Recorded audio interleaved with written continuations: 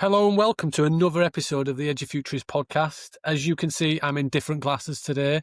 The reason being is I don't know where my glasses are, and I also want it to be more like Ben. That's fine. I get it, mate. It's fine.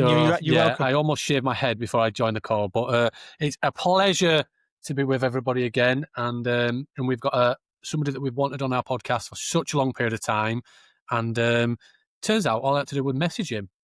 What a wonderful thing that was. Who would have thought it? Who would have thought it? Steve, you would actually have to message guests, because that's the irony of everything that's going on here, by the way, is that Steve's managed to land a big name. That's absolutely fine. And all I need to realise is Ben tries harder, guess. All I need to do is just get involved, and the process is so much easier. But don't hold me to that, Ben, because that's not going to happen. But no, it's Ben, how are you doing? And we'll kick into the guests then. But you all right, mate? I'm very good. I'm looking forward to this one. Like you said, it's one that we've wanted to happen for a while, and now it's happened. So all good. So yeah, well, for those watching, you can see him. He's even taken the pleasure of writing his name. Very just first names. We're not up to Sunday just yet, and the full name. But do you want to introduce yourself, Gwyn, and then we'll explore some themes, some ideas, and everything else.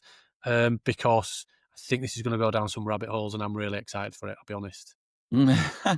Yeah, my name's Gwyn Harri. I'm the CEO of XP Trust.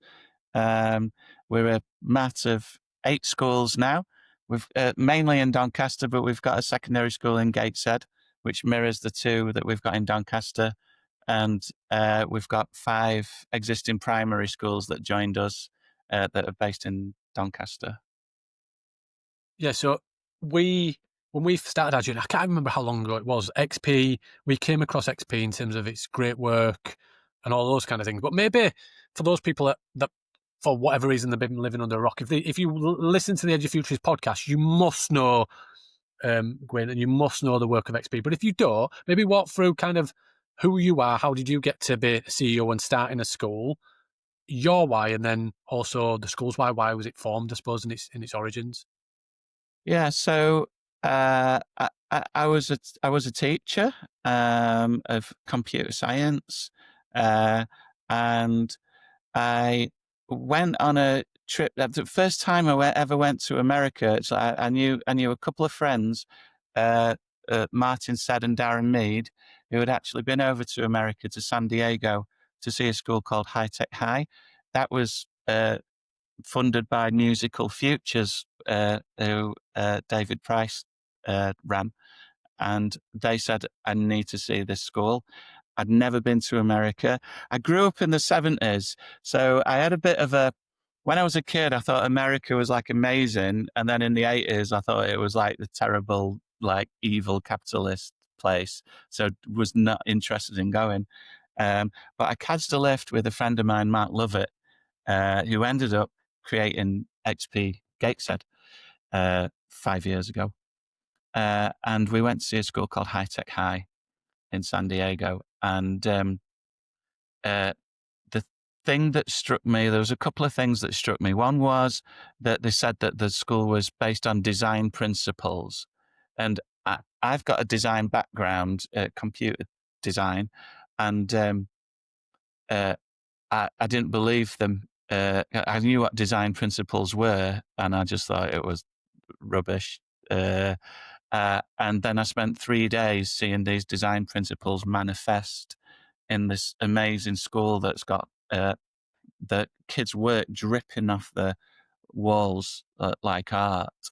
And what I realized was that the kids were expressing who they were through their work, and that the work, when we asked to see the work and we were expecting to see the books, they said, oh, well, you flew in, didn't you? So we've got some work up in the airport.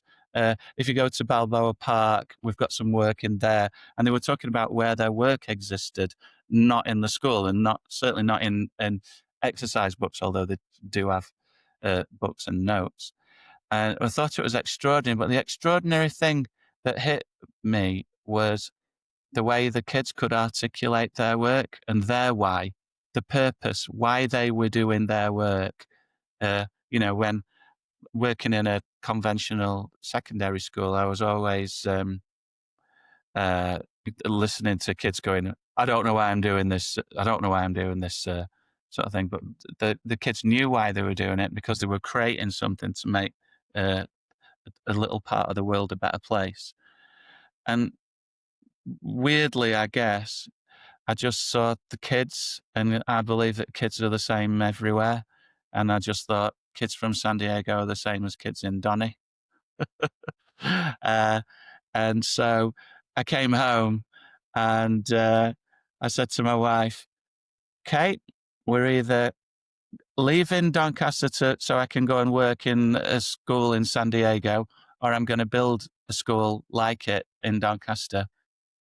And I thought about it and I said, I'm going to build a school in Doncaster. And Kate had already packed her bags. And she was like, oh, no. But yeah, so in the end, I teamed up with my friend and colleague, Andy Sprakes. I got him to go and see it because he's more cynical than I am. And he came back and he said, what you saw is what you saw, and we need to do it. So that gave us this sort of moral imperative to go on this mad journey that we've been on, creating 3 new schools, looking after 5 others, and doing school in a way that I don't think's been seen in England at all. And I would absolutely agree. We've watched XP from afar as Edufuturists, and like Steve said in the intro, if anybody's listened and been involved in Edufuturist stuff for any length of time, you'll know that we talk about XP all the time. They've won awards from us historically. They were Secondary School again of the year this year. It was great that Gwyn managed to join us in Manchester. Probably the craziest awards event he's ever been to. But in fact, he did say that. You enjoyed it and sat at that right at the front. And Steve probably spat on you a few times as well. But that's okay. But unintentionally, by the way, not on purpose. Just anybody who's listening who thinks that Steve spits on people, he might have just been by accident. But we love the work of XP, and I know that we're going to dig into this in a moment. And I had the privilege of I read the book. And the book How We XP.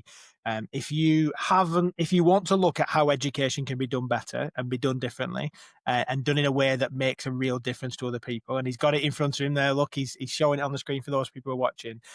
This is incredible. It gives a blueprint, but it also explains bits of things you learned and why you've done what you've done, which we'll come to shortly. One of the things that came out of that was, and we've talked about this before we came online, and I just want to talk about this bit first before we talk about the broader DNA origin stuff, is you talk about crew. And I think for those people who don't understand that is fundamental to everything that you do as XP, isn't it? So I wonder if you could maybe tell us a little bit about crew, and then and develop the idea as how that has been fundamental to the DNA going forward of building the schools that you have. Yeah, so I want to link something from High Tech High to another organisation called Expeditionary Learning. So Expeditionary Learning are a group of about 160 schools across America. They also do a curriculum that's used by millions of kids across America as well. And they were born out of a piece of work between Harvard and Outward Bound. Outward Bound, and I didn't know this was the part of the journey, came from Abu Dhabi in Wales, between a meeting between Lawrence Holt, merchant navy guy, and Kurt Hahn, a Jewish German educator, who also created Gordonstone, which a lot of our royal family went to. And their thing is about character. And the whole premise is that you can't not teach character. So when you're stood in front of 30 kids, you're teaching character just by being a role model, a good one or a bad one. Through your interactions, you're teaching character, how people behave and how kids behave. So you're either cognizant of that or you're not, and you're either able to do it well or you're not.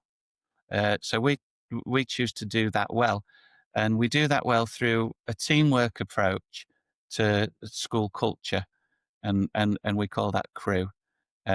For staff, it's about being able to feel vulnerable in front of your peers and to accept professional critique, to share unfinished work with each other, to get diversity and collaboration.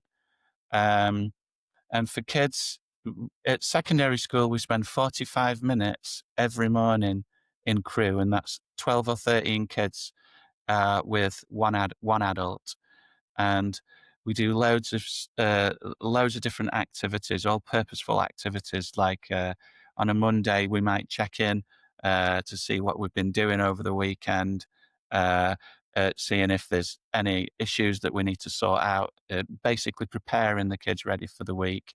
We'll do academic crew. We might work on different elements of like a character trait. So we might work on courage, or it might be speaking out loud courage, or maths courage, or music courage. And we have a whole program that we work through. So we work through. So we try and surface our character traits, and we try and form habits of work and learning, which are work hard, get smart, and be kind. And if you ask our kids the best thing about our school, they'd all say crew.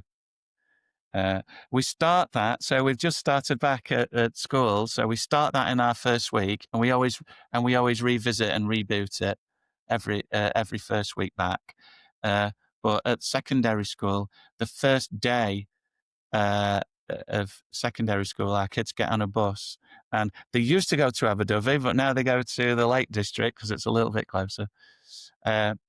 They do a jog and dip. I don't know if you know what that is, but basically they dump all the stuff and they go into the lake or the sea and they dip their head under the water. They get dried off. They get a massive backpack put on and they climb halfway up a mountain. They stay in log cabins. And then the second day, they summit the mountain as crew with their crew leader, their trusted adult. And instantly they form bonds that they'll never forget throughout their school year. They unpack all these different challenging circumstances that they're in, just being away from home for some of them, being in the water, rock climbing, creating rafts and all that stuff. And they unpack that. Where have we seen courage? Where have we seen respect? Where have we seen craftsmanship and quality? Where have we seen integrity? Where have we seen compassion? And we do the same for our staff. So the first day our staff start with us, they go on an outward bound type excursion, and they abseil off a very high bridge. They go caving, and we put them outside their comfort zone so that they feel vulnerable, but know that they're safe. And we continue that work every day in school.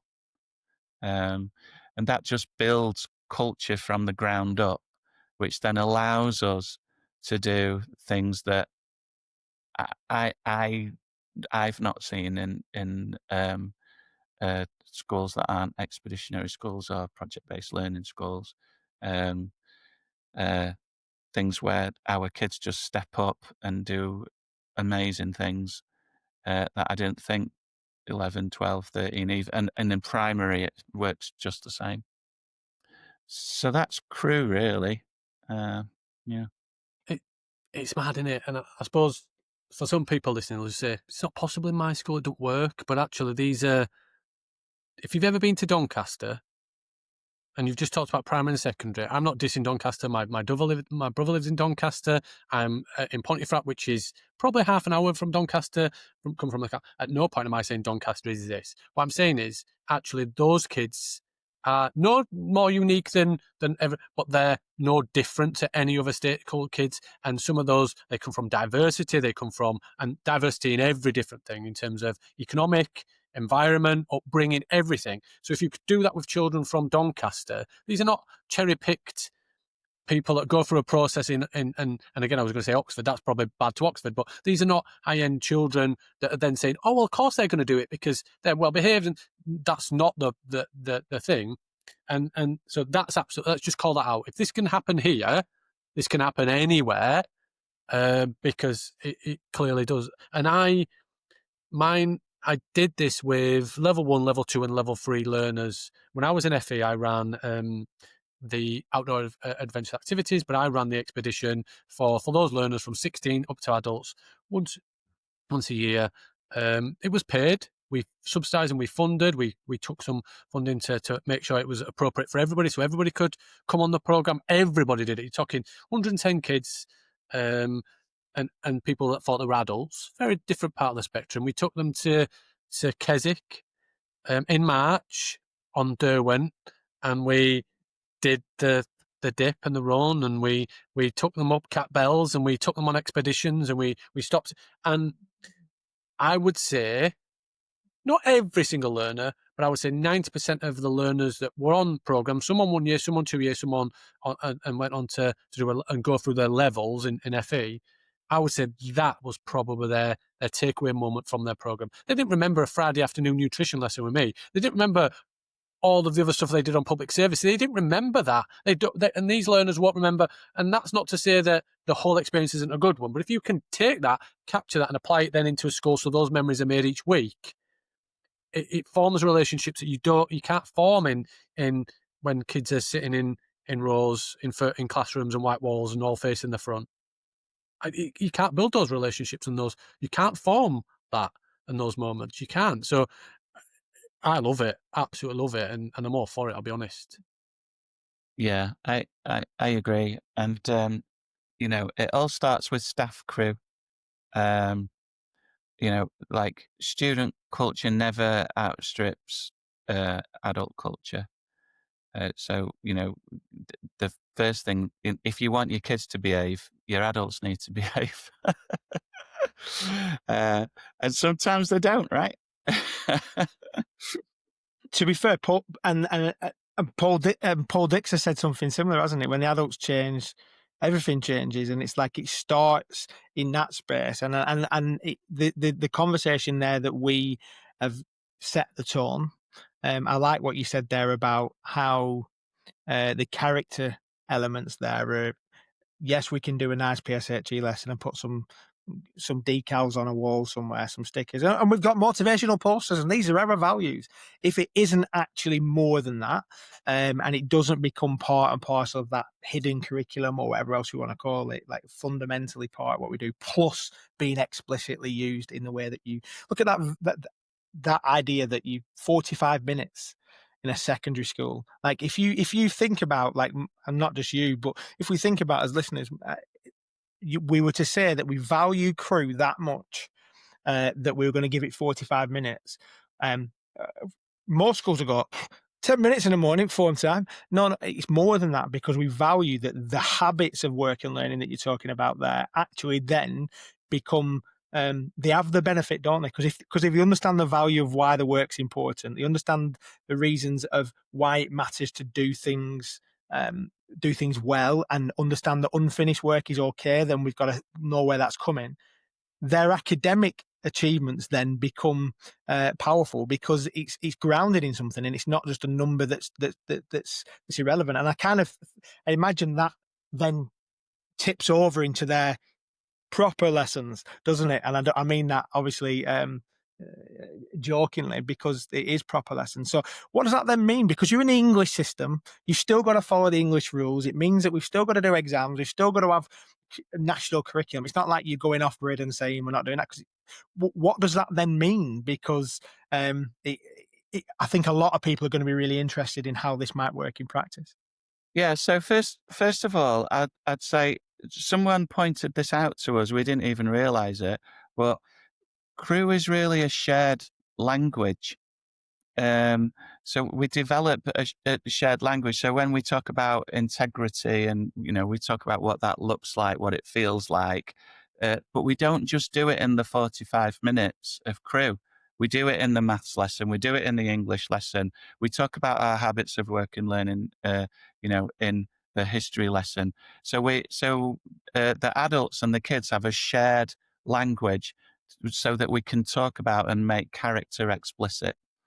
We didn't even sort of realize that was the important part, but it is. It's about having a shared language of elevating and surfacing the positive character traits of people, rather than trying to catch people out, rather than catch them being bad, you catch them being good, and so that the kids can see themselves being good and feel good about it when they're doing something, when they're showing courage that they've not shown before. So that's the piece about crew being, it's not just 45 minutes, it creates a language that's pervasive throughout the whole day and that's shared. But then, we've made our job even harder. So we could just do crew and then maths, English, science, blah, blah, blah, blah. But we actually deliver not all, but most of our curriculum through cross-subject expeditions. So we sort of, and we, when you're designing something, you sort of reverse engineer it, because all our kids do GCSEs. So we have to start from the end in mind, and we have to say, right, what is it that our kids want to learn? And then we use expeditions as a vehicle to be able to deliver those standards that they need to learn and understand in order to pass standards-based tests. And we try and make that learning purposeful. So an expedition is designed, they're all designed by our teachers, and they have an arc, like a narrative arc.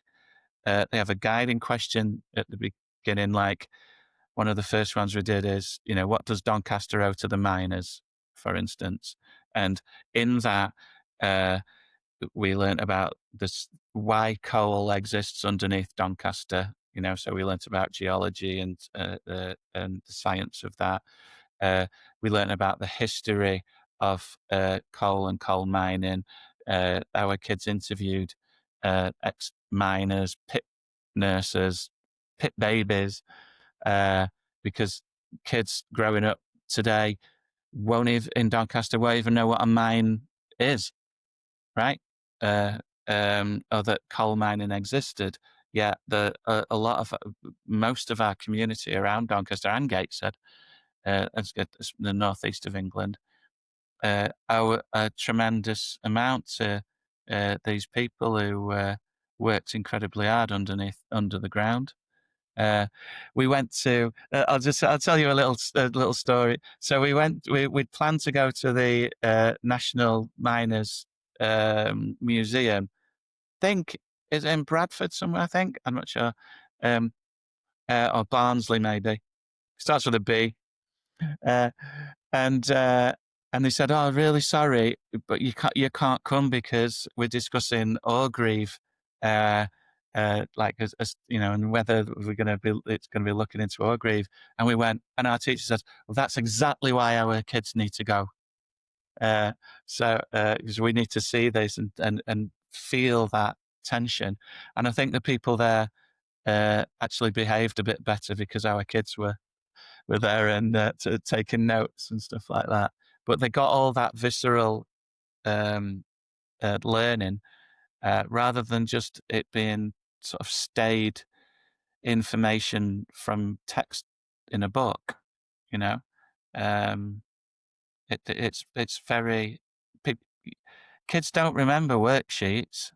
They remember things that they've made that mean something to them. So when they go into Waterstones, Doncaster's a place.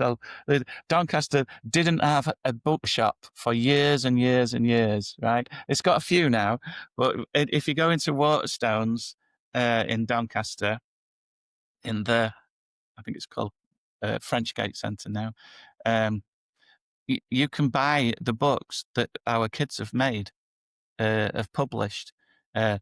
What does Doncaster owe to the miners? What do the Doncaster owe to the trains? What do they owe to the NHS? And loads of other books that our kids have made. I mean, how proud would you feel if you were a published author when you were 12. What civic pride would you've developed? I wish I had that, when I was a kid.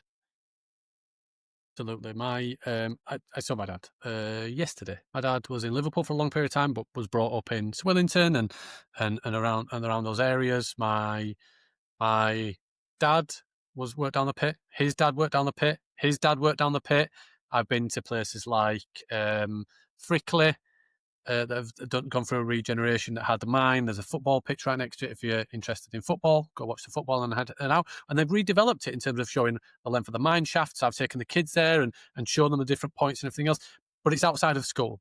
The school that Ella and Ollie, my kids, go to, does a great job in terms of its local community, taking them out, going to the library, all those kinds of absolutely great. But was I at school? I had no understanding of mining whatsoever.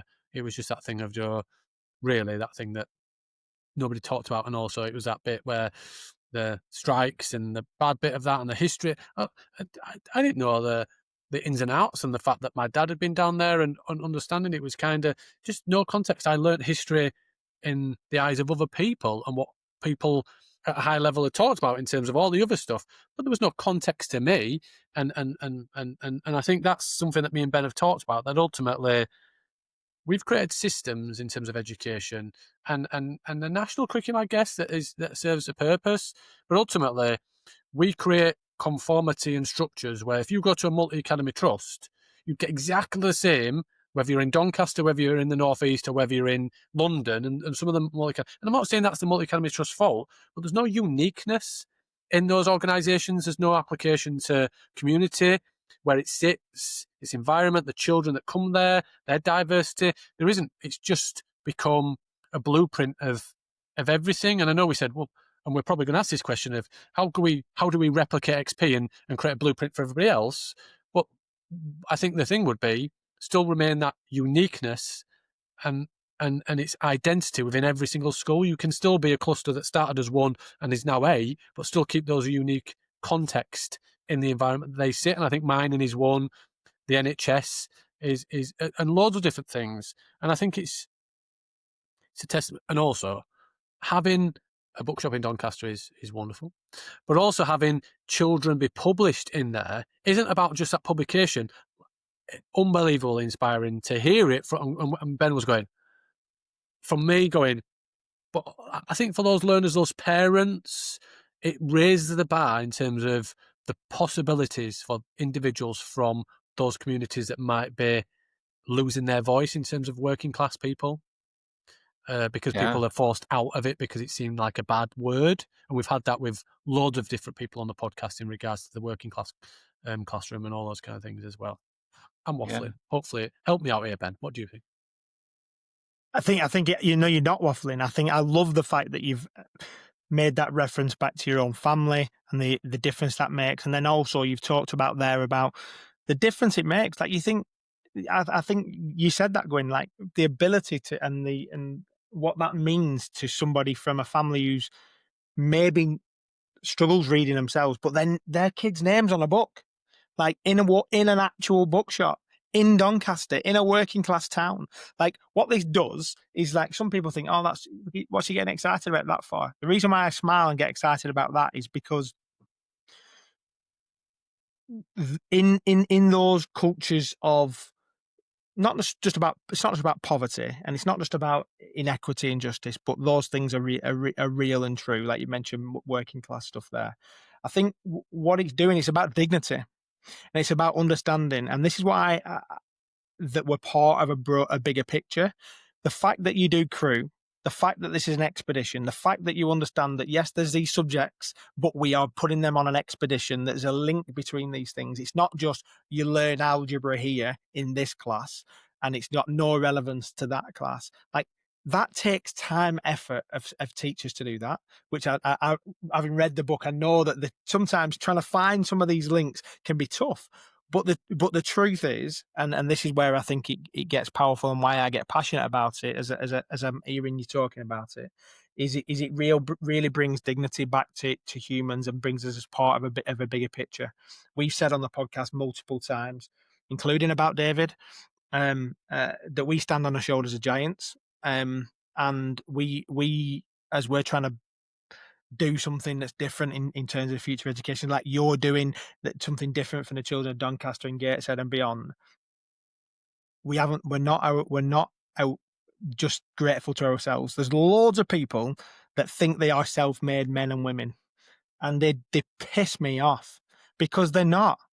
They're not. They're a result of all the people that have gone before them and the community that's made them, and the sacrifice that have made, the unseen stuff, and the fact that you're bringing dignity to minors and bringing dignity, and it's not, and that's just one thing. I know it is, but you're actually helping people understand and see themselves, and that ties. I am waffling a little bit, but I think it's important to say some of the other podcasts we've had recently about feeling safe, secure, and seen, and conversations about inclusion and equity, and feeling working class, as Steve mentioned. All of these things are evident in what you're doing, and it's explicit as well as implicit, isn't it? Yeah, and even as you're talking, I'm thinking, oh, wait a minute, it's not just in they're not just in Waterstones, they're in every library in Doncaster. And also, one of the things we did, we wrote a book. The year 10s wrote a book when they were revising for GCSE. They read Scrooge for their GCSE English literature, and they created a study guide for Christmas Carol. And if you go down to London and you go to the Charles Dickens Museum, it's there, written by year 10 kids from a school in Doncaster, and you can buy it in London. I think that's pretty cool. Yeah, and you as the adults that have your crew and the culture in there are immensely proud of that, regardless of whether you are the person who lit the spark in terms of the creator and the ideas and became CEO, whether you're a teacher, whatever role you're in there. I'm sure every part of the crew and every part of the adults in that school are immensely proud. But also that pride and the ability for those young people to see themselves outside of just themselves and the narrative potential that they're in is significant. I worked as a chair of governors at a primary school in which was now part of Wellspring Academy Trust, and it was in Middleton in Leeds, which is won't go into too much, but deprivation, diversity, all those kind of things, very similar. And we talked about change makers. We talked about those children seeing themselves as the ability to change things and have superpowers. Not that they're going to be superheroes, and not saying you could be prime minister. Of course, they could be, but ultimately they will change the game, whether they work in a shop, or whether they work as in the police, whether they're a nurse, whether they're a teacher. That ultimately, regardless of the industry and the job that or the profession, that you will want to change yourself and others and inspire other people. And I think the children, that's the bit that I see from this. What an inspiring story for them to see beyond the generations of mum and dad and relatives and the families and everything else, that it sets them out to really say that whatever they want to be, they can be, and they can achieve something beyond just that narrative of the school and the environment that they sit in. I think, which is just makes my heart sing, I'll be honest. Just is a wonderful thing and something to be immensely proud of. I'm sure the children are. But also take it back to that narrative. And I'm sure there's lots of people listening saying, can't take people on an expedition, or we couldn't before we're listening to this. How does that look like? And then obviously they can read the book now and think about the steps that they can take, whether that's a school leader or an educator leading a group of children. And then there's that whole thing of, well, we can't do the project-based learning because we've got endpoints. Well, I'm not being funny, but XP still gets learners to go through GCSE. So it shows the art of the possible when everybody steps to themselves, thinks we've still got those shackles. And Agora did this, Ben, in terms of that kind of thing. You've got those things that's compliance that you have to do, and you're not changing away from. But how can you change and prescribe everything that's different that still has an outcome of sitting an exam? But if you only think based on the exam of how do we get to exam, you're thinking, yes, we have to get to that, but what do we do differently that creates a pathway and a journey? I think that's that's what we want to have from this conversation, and we are having from this conversation, that there are things that you won't change, but you can change everything else around it.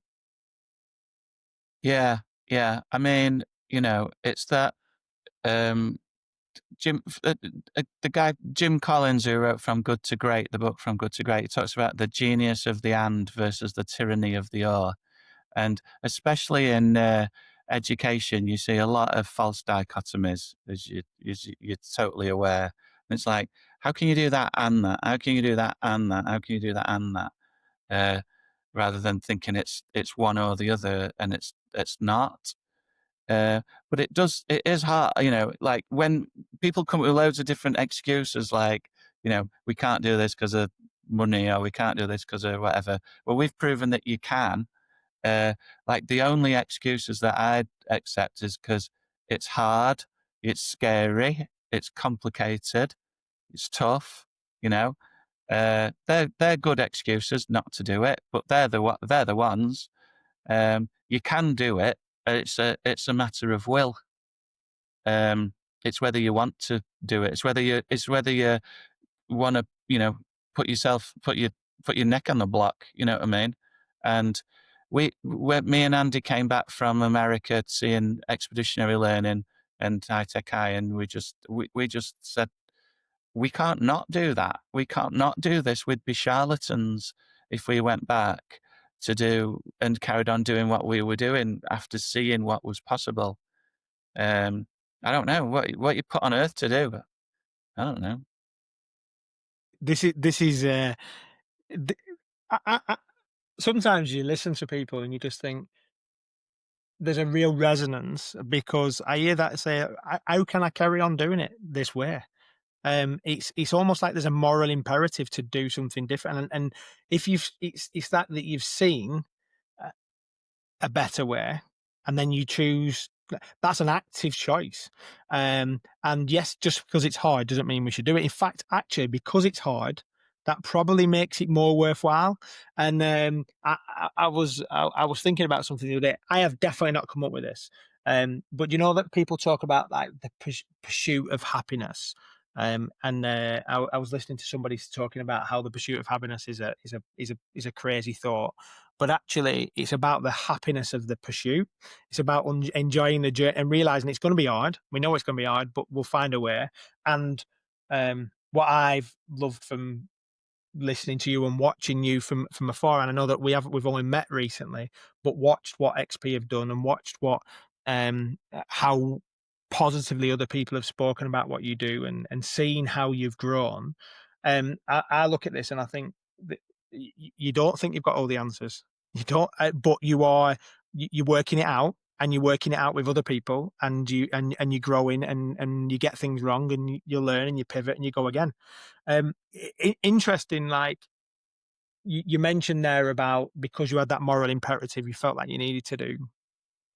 I think people who are listening to this, as Steve said, they might think, "Oh, I don't know if we can do this. I don't know if we can do this," and you've addressed that for sure.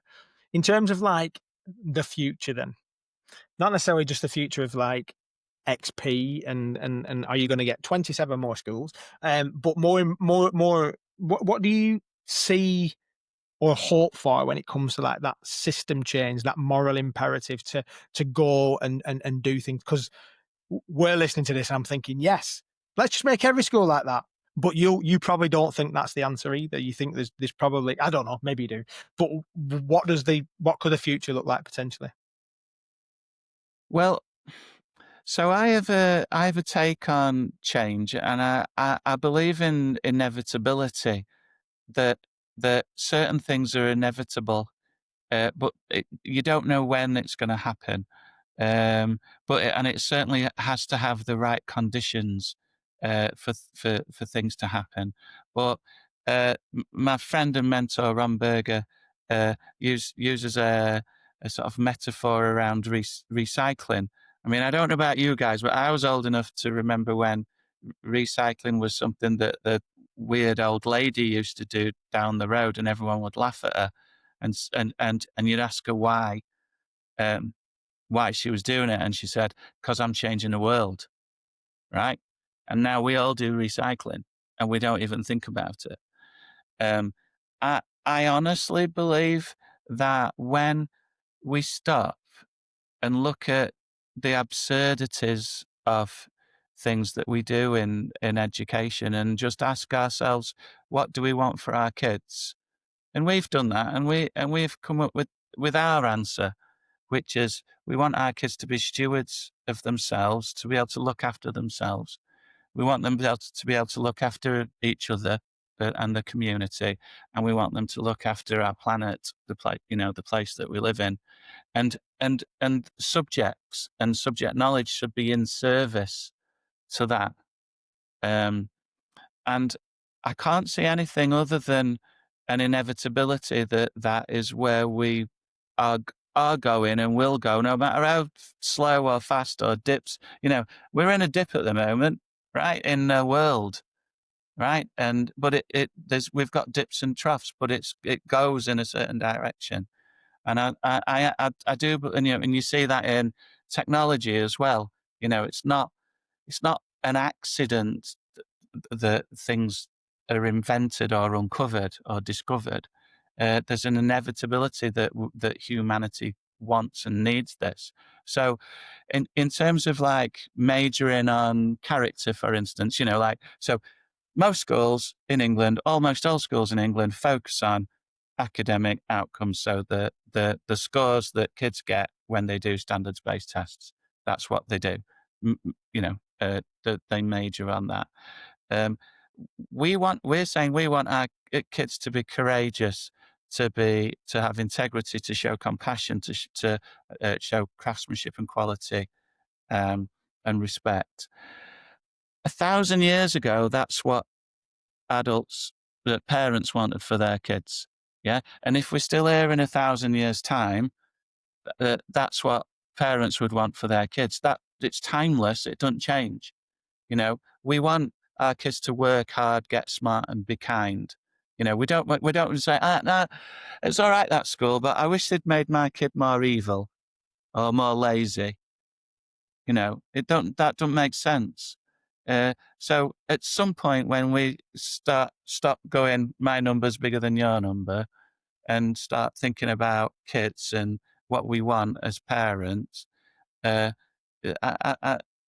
don't think we'll go beyond saying, I want my kid to be a really great person who's got a great work ethic, who's kind and shows really positive character traits and can look after themselves. And we can look after each other. We can look after the planet. So I believe that there's an inevitability there, but it has to have the right conditions as well. I just want to listen all day, I'll be honest. It's just, it makes sense. And I think, I'll just call it out. The thing that makes it so endearing from the person who's delivering it is the humility and the humbleness. I'm not going to kind of talk it too much, but we met for the first time. We'd spoken on the phone before the uprising and everything else. And I said something and you were taken aback by it a little bit in terms of the impact the school, yourself and everything else has. And I think that there's no ego behind it. There's no ego. And I'm sure that's a case of across all of the people within the school and everything else. You don't hear XP dancing on the news and everything else because ultimately they're focused on the right things of making a difference for the young people and doing that, not headlines and outcomes and plaques on a wall. And that's the thing that makes me stand out, that has always stood out about XP, that actually people have never heard of it. And it's like, because you've not taken the time to research it and learn it, but also everybody in that community will know everything about it. There's hundreds of learners, thousands of learners that have been through XP, and as it's growing and the blueprint it's had, that is the impact and that is the tangible thing that you want, not the best multi-academy trust in the country and not a blue plaque or a knighthood and all. Great. But that honestly really stands out for me. It really, really does. And I think that's what makes you a wonderful individual. A wonderful Thank individual. you. It does, honestly, and it gets lost on some people.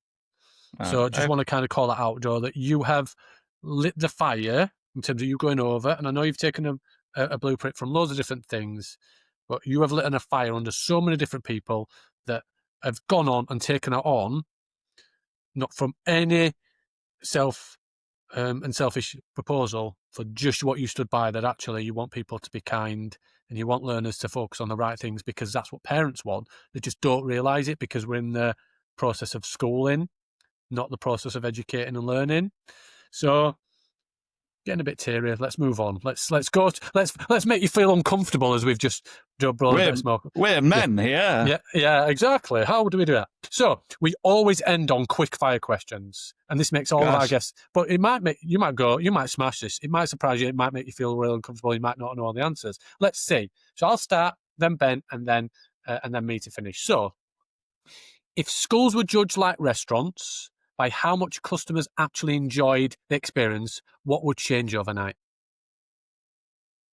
Wow. Well, this is something that we really need to do, enable more student voice. I literally got an email back from High Tech High, where one of the teachers sends a student survey out, like I think every day, to get feedback back from the students. So we need courage. We need more courage in teachers, and to get that feedback loop going, it would just increase the quality of teaching and the quality of lessons straight away. We haven't done that yet.